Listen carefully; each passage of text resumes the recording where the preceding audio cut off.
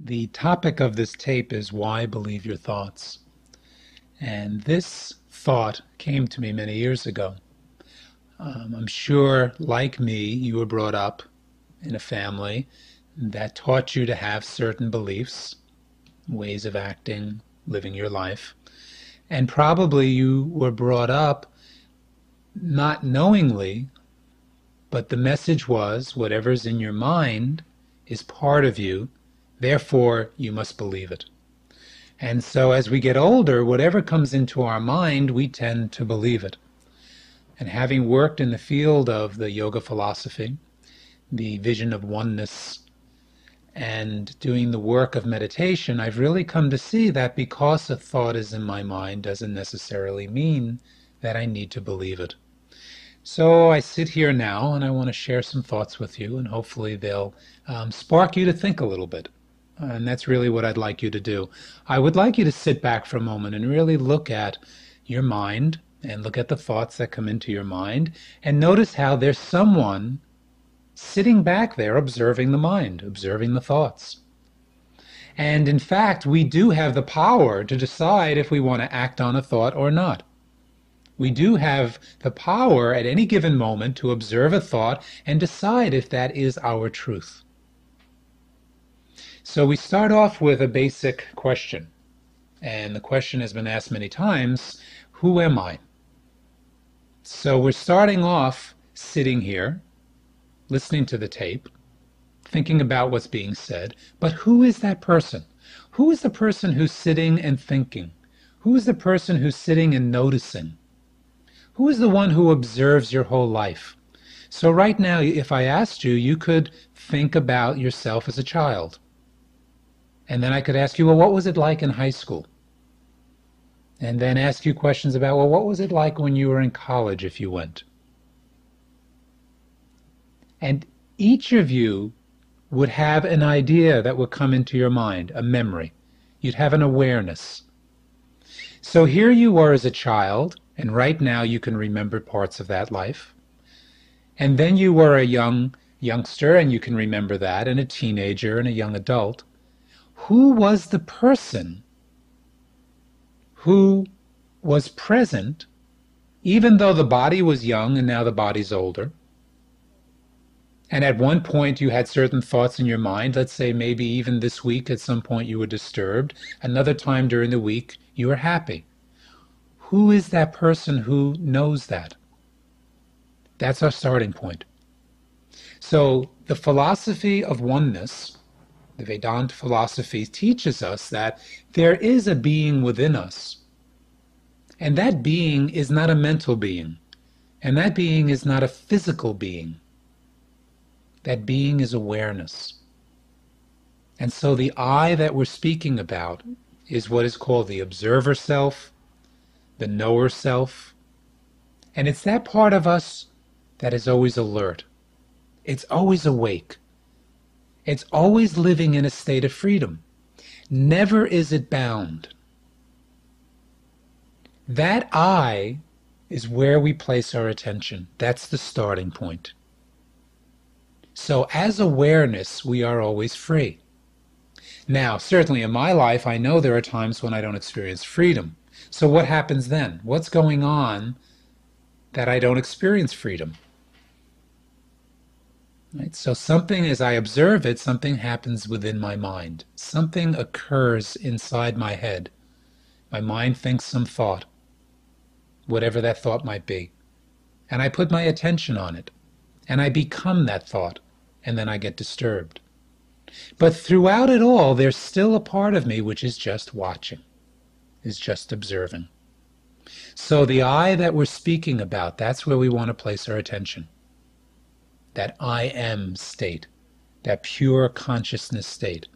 So within all people, every single person, there is a reality, there is a dimension which is blissful, is awake, is aware, and is always in a state of observing.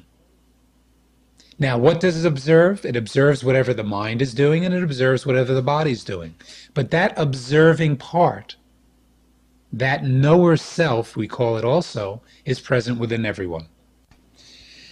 So the thought that I would like to start the tape off with is the thought that we are not our thoughts, that there's someone else there. Now, this was a very radical thought when I first heard it. I liked it. There was something about it that attracted me, absolutely.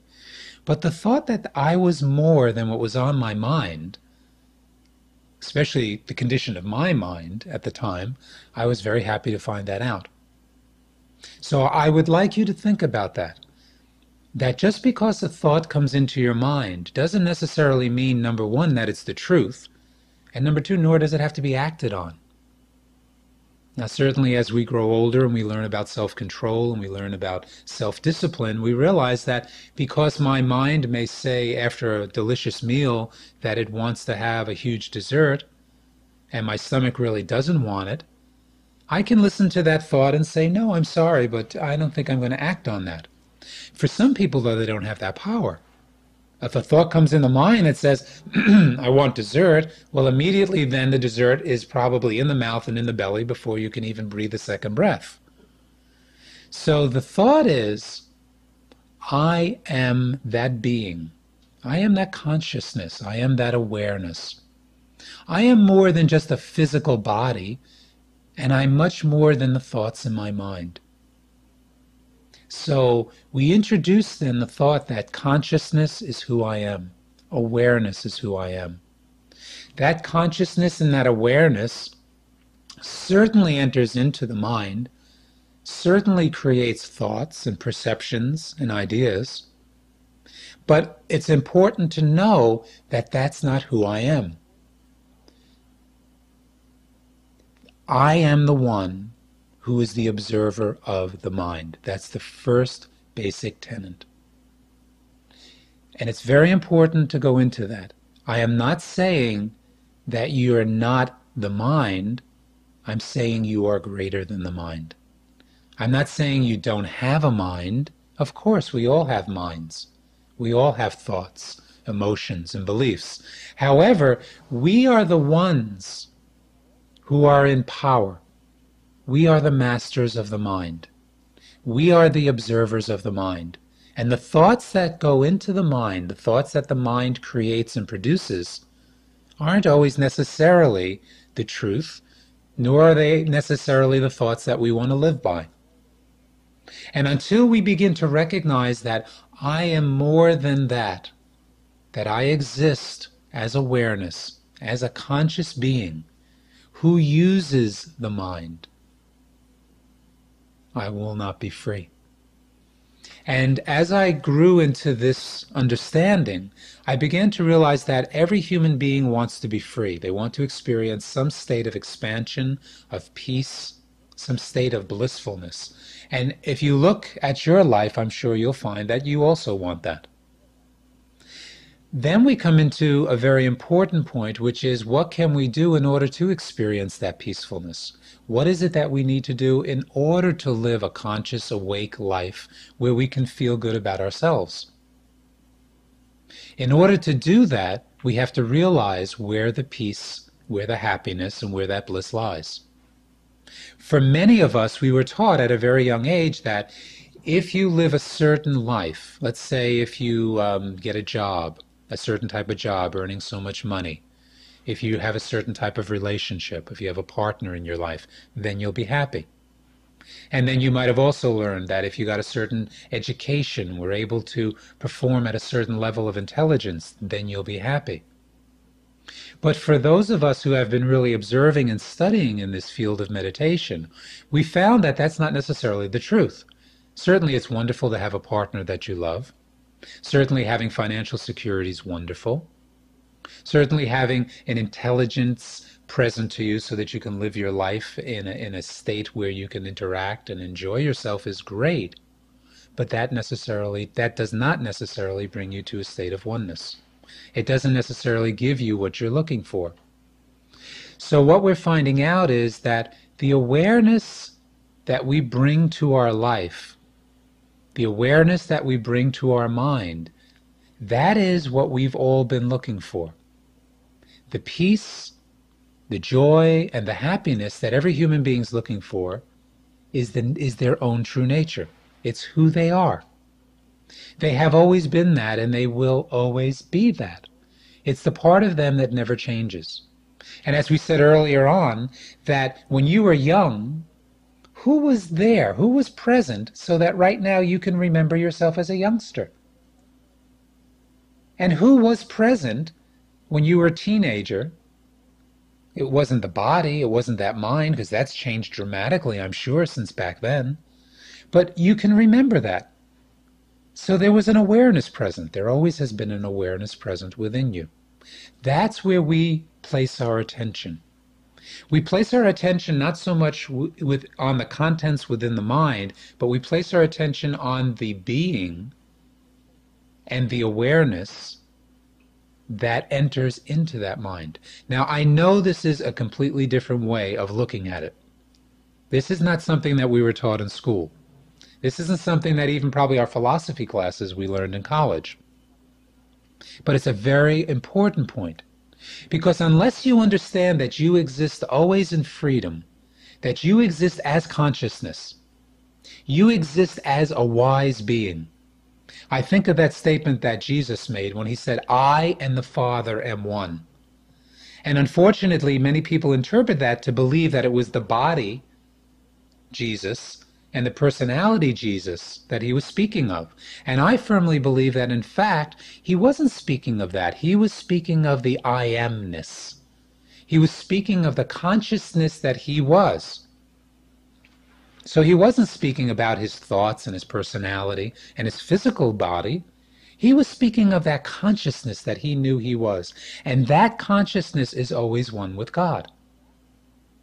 That's a very, very powerful statement to make. Because he was convinced, I'm sure, that the contents of his mind was not who he was. He knew he was more than that.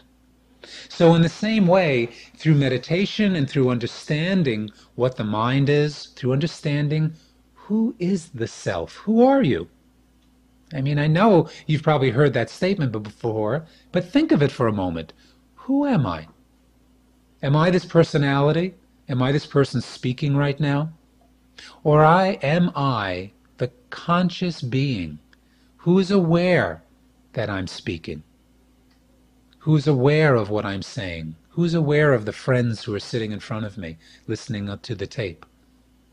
So it means a shift in the way we think. It means a shift in the way we understand ourselves. If you're not knowing that you are an aware being, if you're not knowing that you exist in a dimension, on a level that is beyond the mind, that you exist as a conscious being, and then you enter into this mind and you gather together thoughts and beliefs and ideas and concepts, and we call that your personality. So in this philosophy, there's an understanding that your mind is a vehicle, or it's an instrument.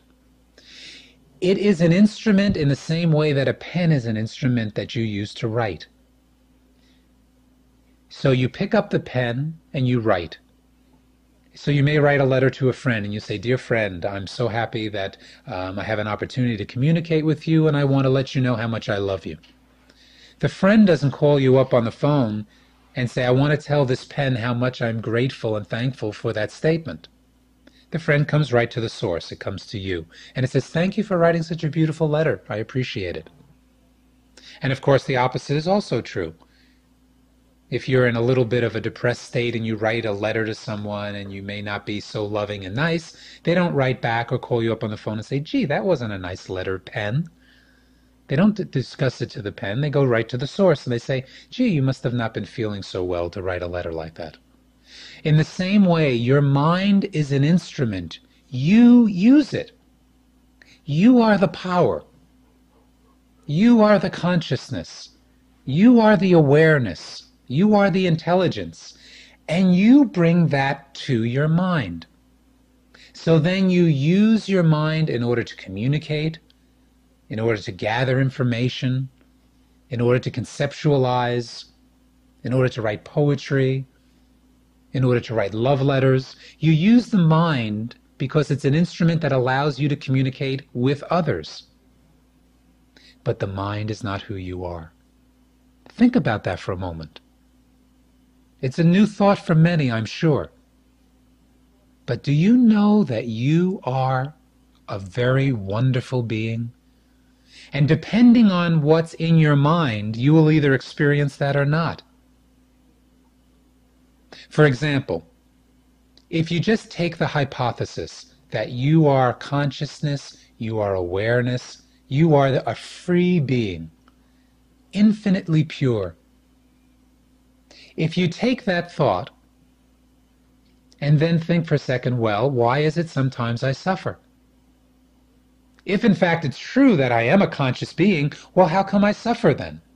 Well, we can take this another step now. If in the contents of the mind there are disturbing thoughts, when you, the conscious being, enter into that instrument or vehicle, just like you sit in a car, so you enter into the mind, and if the mind is filled with negative thoughts, unless you are very aware, you will probably get caught up in those negative thoughts. For example, all of us have different happenings in our life where we get disturbed. And then maybe one day we work with someone and they help us step back from it and observe it and say, well, look at that. I don't have to get disturbed by that. What I can do is I can remain myself even when those thoughts are in my mind.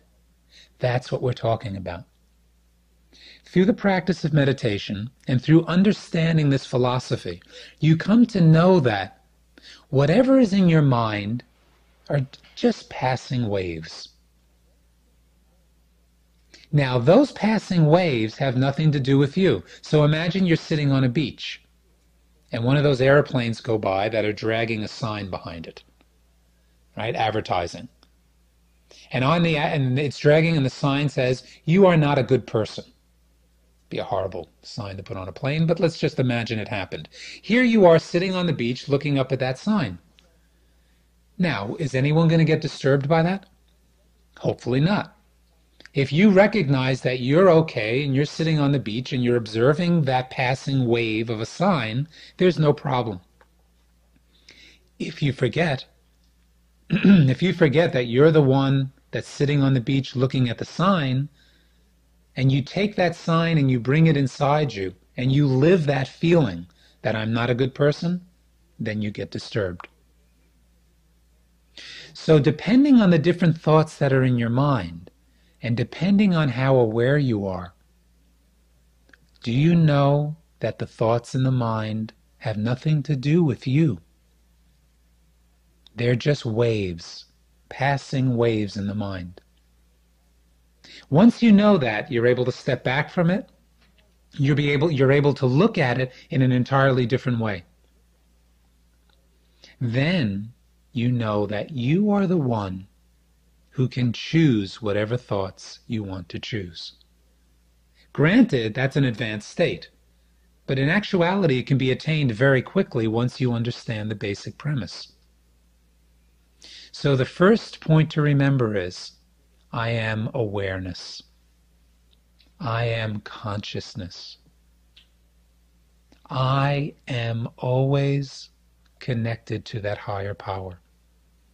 I don't exist as an individual merely experiencing loneliness and separation. That I am always connected to a place inside of me that allows me to experience fulfillment and satisfaction and joy and love, no matter what is happening on the level of the mind. This is the first step. The second point to remember then is that your mind, in fact, is a vehicle that you use. So you get into a car, you drive your car to the destination, and then you get out of the car. Well, in the same way, we wake up in the morning, and we leave that blessed state we were in during the night. We come into the mind, which we call the waking state. And when we enter into the mind, just like you enter into a car, you then begin to think. You then begin to perceive. You then begin to use the mind. If you remain aware and if you remain awake, no matter what's going on in the mind, you realize that is a functioning of the mind, but not you. That definitely will help you. Now, there are techniques that'll help you to step back from your thoughts and recognize your thoughts and look at your thoughts. But what we're doing on this tape, in this program, is we're beginning to think about our mind in a completely different way. So because you have a thought in your mind, you no longer have to believe it. You can step back and realize it's just a passing wave. But let me warn you of something. The mind is very convincing. When the mind thinks something, it's got a great publicity team. And they have a way of convincing you absolutely that whatever's in your mind is the truth. That's the nature of the mind. So unless you've practiced in being able to step back and observe your thoughts, recognize what thoughts are in your mind, you probably will believe whatever it is that's in your mind at any given time. Then that creates a lot of problems. So as we begin to develop a new understanding about this mind, we also then have the potential to establish a new relationship with the mind. For most people, they haven't had the opportunity to really think about this. They haven't been exposed to this way of looking at it. So for most people, whatever the mind thinks, whatever comes up emotionally, whatever they feel, as they say, the gut feeling, they believe it to be true. That's the basic problem with human nature, that we've been trained to believe everything that comes into our mind to be true. And we've practiced that for so long that it's a new idea, and it's going to take some time and some practice to be able to change that tendency. But because you think something, it doesn't mean it's true. Because you feel something, now I'm really getting into an area that can be tricky. Because in the 70s, we were taught, follow your feelings. If you feel something, it must be true, and go with it. But yet, if we step back now and realize feelings are an outcome of what's in your mind. Emotions are a part of what is going on, how you think, how you organize yourself. So just because you feel something, that doesn't necessarily mean that it is the truth. Just because you have some type of a gut feeling about something doesn't mean it's accurate. There's another part of us that needs to be awakened and stimulated, and that's the part we call the observer self. The part of you that is always watching. The part of you that's alert, intelligent, aware, and wise. This is not the part of you that's within your mind. This is the part of you that we're calling the conscious part of you, the self, the I am state. So there is part of you that does know. There's no doubt about that. However, by the time the mind gets a hold of some information and turns it and changes it and slants it and colors it, it doesn't necessarily mean it's going to represent the truth. As a matter of fact, for most people, very seldom does it represent the truth. It just becomes another experience that they're having, which is colored by their own belief system. So we have to then begin to practice some techniques, put some time in, so that we can get in touch with this wise part of ourself.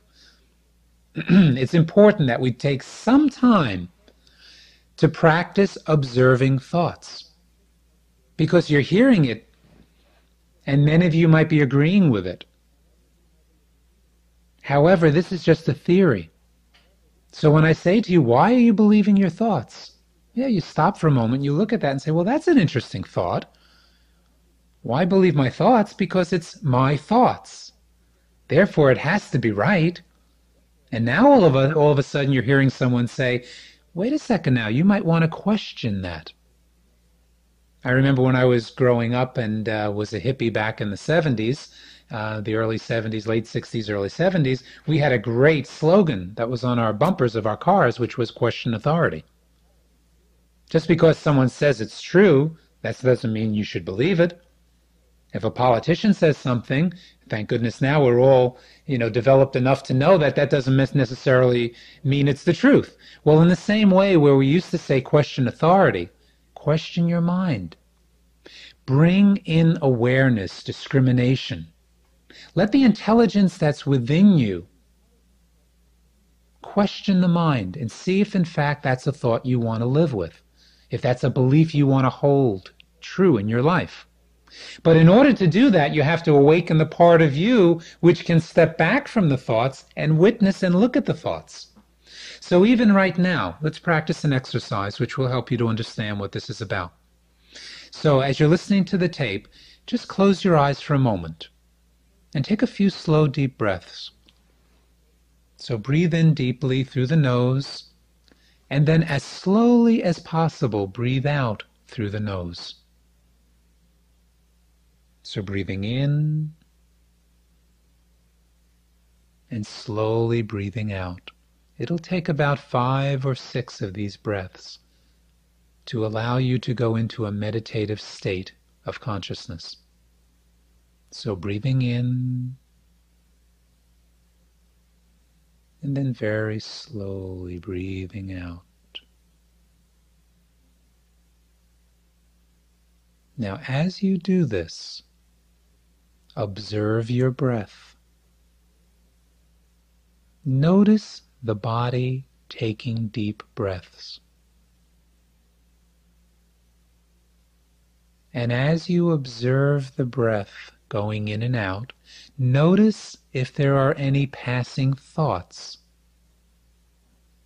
We mentioned those before, passing waves. So observe that.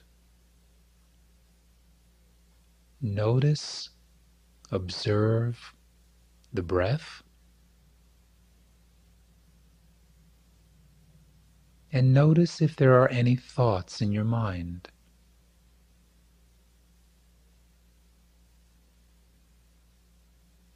Now, as you concentrate on the breath, your mind is beginning to become calm. There may be many thoughts that pass through it, many waves that pass by. Yet, because you're concentrating on the rhythmical, relaxing flow of your breath, automatically your mind is beginning to slow down. Now, this is a very important step. The calmer the mind, the more relaxed the body, the more you will begin to be aware of the part of you which exists free from the mind and free from the body. So breath is flowing. Notice how your shoulders are dropping. Notice how your belly, your abdomen is softening. Notice how your jaw is relaxed. Have your teeth apart and your lips touching as you continue to breathe in and out through the nose.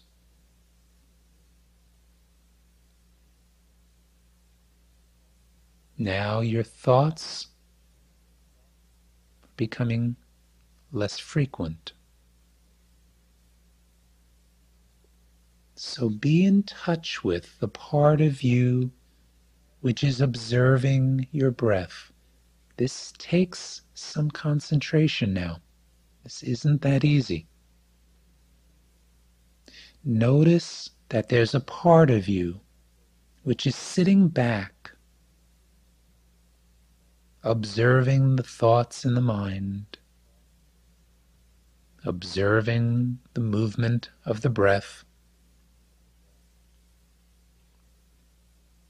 and it's uninvolved with it all. This is what we call awareness, consciousness. self. This is the part of you which is always connected to that higher power, always connected to God. This completes side A. When you're ready, you can turn over to side B.